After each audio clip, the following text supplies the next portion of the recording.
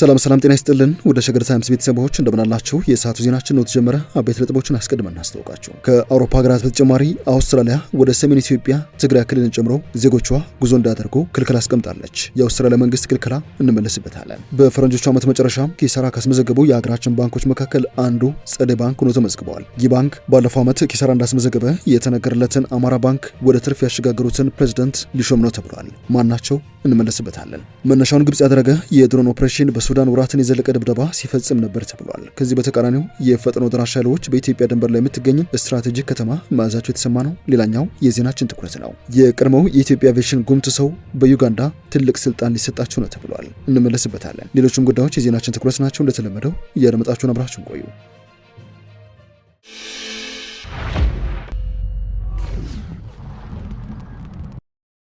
ዮሐንስ አየለው የጸደይ ባንክ ፕሬዝዳንት ለመሆን ከስምምነት ላይ መድረሳቸው ተሰምቷል። የአማራ ባንክ ዋና ስራ አስፈጻሚ በመሆኑ ሲያገለግሉ የቆዩት ዶክተር ዮሐንስ አየለው በቅርቡ የፕሬዝዳንት ለውጥ ባደረገው ጸደይ ባንክ ውስጥ አቶ መኮንን የለውም ወሰንን ተከተው ለመስራት ከስምምነት ላይ መድረሳቸውን ካፒታል ጋዜጣ ከምንጮች ሰምቻለሁ ሲል ዘግቧል። ዶክተር ዮሐንስ ቀደም ሲል በኢትዮጵያ ብሔራዊ ባንክ ምክትል ገዥነትና ዋና ኢኮኖሚስት እንደዚሁም ደግሞ በኢትዮጵያ ልማት ባንክ ፕሬዝዳንትነት ያካበቱትን ሰፊ ልምድ ይዘው ከመስከረም 3 ቀን 2017 ጀምሮ የአማራ ባንክን ሲመሩ የቆዩ ቢሆንም አሁን ግን ወደ ጸደይ ባንክ ለመዘዋወር ወስኗል ነው የተባለው። ይህንን ተከትሎ አማራ ባንክ ባዶ የሆነውን የዋና ስራ አስፈጻሚ ቦታ ለመሙላት ብቁ የሆኑ አመራሮችን ለማግኘት ፍለጋ ላይ ስለመሆኑ የውስጥ ምንጮች መጠቆማቸውን ካፒታል ዘግበዋል። የቀድሞው የአማራ ብድርና ቁጠባ ተቋም ወደ ባንክነት በመሸጋገር ጸደይ ባንክ ተብሎ ከተሰየመ በኋላ ባንኩን በፕሬዝዳንትነት ሲመሩ የቆዩት አቶ መኮንን የለውም ወሰን በምን ምክንያት ኃላፊነታቸውን እንደለቀቁ በይፋ አልተገለጸም። አቶ መኮንን ስራቸውን መልቀቃቸውን ተከትሎ በአማራ ክልል ምክትል ፕሬዝዳንት ዶክተር ደረሳ ያለው የሚመራው የባንኩ ዳይሬክተሮች ቦርድ ወይዘሮ ሽመቤት ተፈራን በተጠባባቂ ፕሬዝዳንትነት መመደቡ ይታወሳል። ይሁን እንጂ ባንኩ አሁን ካለበት ከባድ የፋይናንስ ሁኔታ አንጻር ዶክተር ዮሐንስን በቋሚነት ለመሾም ስምምነት ላይ መደረሱ ነው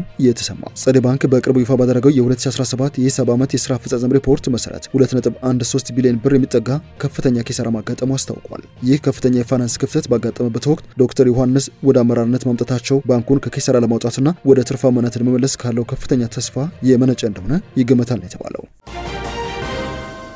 ወደ ዜናችን ሌላኛው ክፍል እናምራ። የቀድሞ ኢትዮጵያ አቪዬሽን ጉምቱ ሰው በዩጋንዳ ትልቅ ስልጣን ሊሰጣቸው ነው ተብሏል። ፕሬዝዳንት ዮዌሪ ሙሴቬኒ የቀድሞውን የኢትዮጵያ አየር መንገድ ዋና ስራ አስፈጻሚ አቶ ግርማ ዋቄን የዩጋንዳ አየር መንገድ ኃላፊ አድርገው ሊሾም ነው የተባለው። ፕሬዝዳንት ሙሴቬኒ የዩጋንዳ አየር መንገድ ዋና ስራ አስፈጻሚ የነበሩትን ጄኒፈር ባሙትራኪን ከኃላፊነታቸው ያነሱ ሲሆን ይህም አየር መንገዱን ለማረጋጋትና አዲስ መዋቅር ለመዘርጋት የታለመ ትልቅ የአመራር ለውጥ ስለመሆኑ ተመላክቷል ሲል ናይል ፖስት ዘግቧል። ጄኒፈር ባሙትራኪ ከፕሬዝዳንቱ በገጠማቸው ከፍተኛ ጫና ምክንያት ከኃላፊነታቸው የለቀቁ ሲሆን ፕሬዝዳንቱ አየር መንገዱን እንዲመሩ የቀድሞውን የኢትዮጵያ አየር መንገድ ዋና ስራ አስፈጻሚ አቶ ግርማን ለመሾም እያሰቡ ስለመሆኑ ጉዳዩን በቅርበት የሚያውቁ የዜና ምንጮች ገልጸዋል። ናይል ፖስት የተባለ ዜና ምንጭ እንደዘገበው ፕሬዝዳንት ሙሴቬኒ ባለፈው ወር በአየር መንገድ ውስጥ የታየውን አስተዳደር ብልሹነት በተመለከተ ምርመራ እንዲካሄድ ትዕዛዝ ሰጥተው የነበረ ሲሆን አሁን ደግሞ አጠቃላይ የአመራር ለውጥ ለማድረግ ወስኗል ነው የተባለው። ይህ እርምጃ አየር መንገዱን አሁን ካለበት ውስጣዊ ፈተና አውጥቶ ለዘላቂ ስኬት የሚያበቃ አዲስ የአመራር ቡድን ለመገንባት ፕሬዝዳንቱ ያላቸውን ቁርጠኝነት የሚያሳይ ነው ተብሏል። ፕሬዝዳንቱ አዲሱ የአመራር ቡድን ያለ ውስጣዊ መቃቃርና ያለ ፖለቲካ ጣልቃ ገብነት አየር መንገዱ ያለውን የንግድና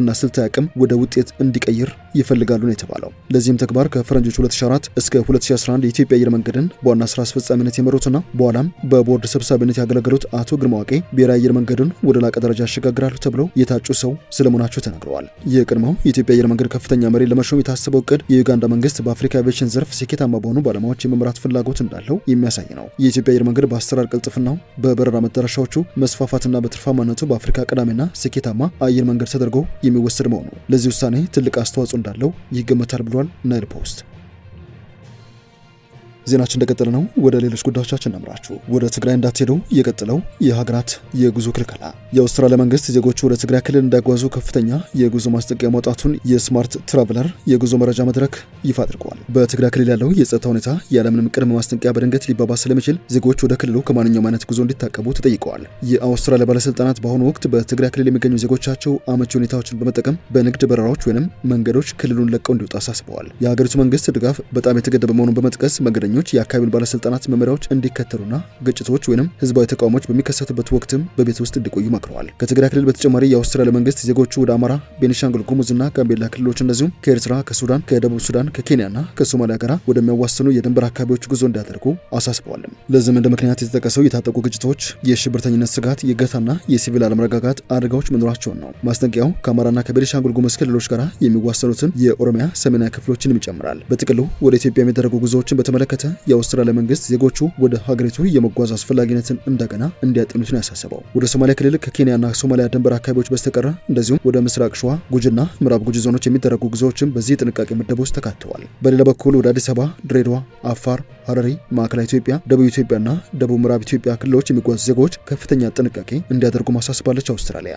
የሀገሪቱ መንግስት ይህንን ውሳኔ ያሳለፈው ከጥቂት ቀናት በፊት የእንግሊዝ መንግስት በተመሳሳይ ሁኔታ የጸጥታ ሁኔታው ማሽቆልቆሉን በመጥቀስ ዜጎቹ ወደ ትግራይ፣ ወደ አማራ፣ ጋምቤላና ሌሎችም የድንበር አካባቢዎች እንዳይጓዙ ማስጠንቀቂያ ማውጣቱን ተከትሎ ነው። ታዋቂው የገዳ ስርዓት ተመራማሪና ምሁር የሆኑት ፕሮፌሰር አስመሮም ለገሰ ከዚህ ዓለም በሞት መለየታቸው ተሰምተዋል። በኦሮሞ የገዳ ስርዓት ላይ ረጅም ጊዜ ጥናት በማድረግ በርካታ መጻሕፍት የጻፉትና የገዳ ስርዓት ተመራማሪ እንደዚሁም ምሁር የነበሩት ፕሮፌሰር አስመሮም ከዚህ ዓለም በሞት መለየታቸውን የተሰማው የገዳ ስርዓት ተጠብቆ እንዲቆይ ከፍተኛ ሚና የተጫወቱ ናቸው የተባለላቸው ፕሮፌሰር አስመሮም በህይወት ዘመናቸው ሁሉ የገዳ ስርዓት ፍልስፍናን በማሰባሰብና በጽሁፍ በማስፈር ስርዓቱ እንዲታወቅ እንዲከበር የነበራቸው አበርክቶ ከፍተኛ ነው ተብሏል። ፕሮፌሰር አስመሮም ለገሰ ዲሞክራሲያዊ አስተዳደር ስርዓት የሚከተለውን የገዳ ስርዓት ከመሰረቱ መርምሮ በማሳወቅም የኦሮሞ ህዝብ የሚገባውን ክብር እንዲያገኝ የደከሙ ለሰብአዊ መብት መከበርም የታገሉ ምሁር እንደነበሩ ተነግሮላቸዋል። ወደ መጨረሻው የዜናችን ክፍል እናምራ። መነሻውን ግብጽ ያደረገ የድሮን ኦፕሬሽን በሱዳን ወራትን የዘለቀ ድብደባ ሲፈጽም ነበር ተብሏል። ከዚህ በተቃራኒው የፈጥኖ ደራሽ ኃይሎች በኢትዮጵያ ድንበር ላይ የምትገኝ ከተማ መያዛቸው የተሰማ ነው። የኒውዮርክ ታይምስ ምርመራ ዘገባ እንዳጋለጠው ከሆነ በግብጽ ምዕራብ ግዛት በሚገኝ በረሃ የተገነባ ድብቅ ወታደራዊ ማዘዣ ጣቢያ በሱዳን የፈጥኖ ደራሽ ኃይሎች ማዕከላትን በመደብደብ መጠነ ሰፊ ሚና መጫወታቸው ተረጋግጧል። ይህ ደግሞ ካይሮ በሱዳኑ የእርስ በርስ ጦርነት በቀጥታ እንደገባችበት ማረጋገጫ የሆነ ምልክት ነው ተብሏል። ሪፖርቱ በሳተላይት ምስሎች ሪኮርዶች፣ የቪዲዮ ትንተናዎችና ከአሜሪካ፣ አውሮፓ እንደዚሁም አረብ ባለስልጣናት ጋር በተደረገ ቃለ ምልልስ ላይ የተመሰረተ ሲሆን ከግብጽ የሚንቀሳቀሱ ዘመናዊ ወታደራዊ ድሮኖች ቢያንስ ለ6 ወራት በሱዳን የፈጥኖ ደራሽ ኃይሎች ላይ ጥቃት ሲፈጽሙ ቆይቷል የተባለው በሱዳን ድንበር አቅራቢያ የምስራቅ አዋናይት የግብርና ፕሮጀክት የሚገኘው የድሮን ማዘዣ ጣቢያው በቅሪተ አካል ውሃዎች በሚለሙ ሰፊ የስንዴ ማሳዎች መካከል ተደብቆ እየተገነባ ነው። የድሮን ማዘዣ ጣቢያ ኤርፖርቱ መሰረተ ልማት ላይ የሲቪል አገልግሎት የሚሰጥ ቢመስልም በዜና ምንጩ የተመረመሩት የሳተላይት ምስሎች ግን የሁለተኛ አውራ ጎዳና ግንባታ ቢያንስ 17 የአውሮፕላኖች ተንጠልጣይ ማቆሚያዎችን፣ የሳተላይት መገናኛ ስርዓቶችና የረቀቁ የረጅም ርቀት ተኳሽ ድሮኖች መከማቸታቸውን ያሳይ ነው። እንደ ሪፖርት ከሆነ እነዚህ የድሮን ኦፕሬሽኖች በሱዳን ውስጥ ጥልቅ የሆኑ የፈጥኖ ደራሽ ኃይሎችን ይዞታ ኢላማ ያደረጉ ሲሆን ቀደም ሲል በተለያዩ ውጭ ኃይሎችም ጭምር ጣልቃ ገብነት ሲታመስ ስለቆየው የሱዳን ጦርነት ተጨማሪ የቤት ስራ እንዳይሆን ተሰግተዋል። በ10 ሺዎች የሚቆጠሩ ሰዎችን ህይወት የቀጠፈ በግምት ደግሞ 12 ሚሊዮን የሚደርሱ ሰዎችን ያፈናቀለው የእርስ በርስ ጦርነት በቀጠናና በዓለም አቀፍ ፍክክር በሚመራ ከፍተኛ የቴክኖሎጂ የድሮን ጦርነት እየታወቀ መጥተዋል። ዘ ታይምስ እንደዘገበው የፈጥኖ ደራሽ ኃይሎችን የሚመቱ ድሮኖች በቱርክ የተሰሩ የአኪቺ ድሮኖች ሊሆኑ ይችላሉ። ይህ ደግሞ በቱርኩ ትልቁ የመከላከያ ኮንትራክተር በሆነው ባይራክታር የተመረተ ሳይሆን አይቀርም ተብሏል። በኒውዮርክ ታይምስ የተጠቀሱ ባለስልጣናት እንዳሉት ድሮኖቹ በግብጽ ውስጥ ከፈጥኖ ደራሽ የሚቃጡ ጥቃቶችን ለመከላከል የተቀመጡ የመልሶ ማጥቃት መሳሪያ ክምችቶች ናቸው። ምንም እንኳን የጦር መሳሪያዎቹ በግብጽ ወይም በሱዳን ኃይሎች አማካኝነት የሚተዳደሩ ስለመሆናቸው ግልጽ ባይሆንም የግብጽ ባለስልጣናት ከኒውዮርክ ታይምስ ለቀረቡላቸው ጥያቄዎች ምላሽ አልሰጡም። የሱዳን ጦርም አስተያየት ለመስጠት ፈቃደኛ አልሆነም። ጦርነቱ ከጊዜ ወደ ጊዜ የእጅ አዙር ጦርነትም እየሆነ መጥቷል። የተባበሩት አረብ ኤሚሬትስ ቻይና ስራሽ ሆኑ CH-95 ድሮኖችን ጨምሮ ለፈጥኖ ደራሽ ኃይሎች የጦር መሳሪያዎች በማቅረብ ክስ የሚቀርብባት ቢሆንም አቡዳቢ ግን በተደጋጋሚ ውንጀላውን ውድቅ አድርገዋለች። ሳውዲ አረቢያና ካታር ከቱርክ ከኢራንና ከሩሲያ የጦር መሳሪያዎችን የተቀበለውን የሱዳንን ጦር ይደግፋሉ ሲልም ዘገባው አመላክተዋል። ከዚህ በተቃራኒው የፈጥኖ ደራሽ ኃይሎች በኢትዮጵያ ድንበር ላይ የምትገኝ ከተማ መያዛቸው የተሰማ ይገኛል። ለቤኒሻንጉል ጉሙዝ ክልል ቅርብ በሆነው ብሉ ናይል ግዛት የምትገኘው ዴር መንሱር መንደር በፈጥኖ ደራሽ ኃይሎች ቁጥጥር ስር እንደገባች ሱዳን ትሪቢዩን ዘግበዋል። ከተማዋ ከከባድ ግጭት ማግስት ነው በፈጥኖ ደራሽ ኃይሎች ቁጥጥር ስር መግባቷ የተሰማው። በጥቃቱ የሰው አልባ ጀቶችም ጥቅም ላይ እንደዋለ የተሰማ ሲሆን ከፈጥኖ ደራሽ ኃይሎች በተጨማሪ የሱዳን ነጻ አውጪ ግንባርም በግጭቱ እንደተሳተፈ እየተነገረ ይገኛል።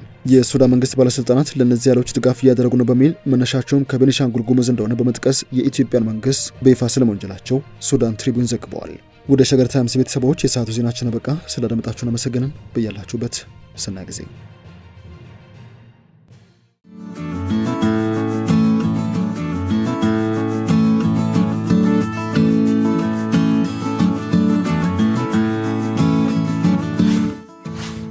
ሸገር ታይምስ ሚዲያን ሰብስክራይብ በማድረግና ደወሉን በመጫን ይከተሉን።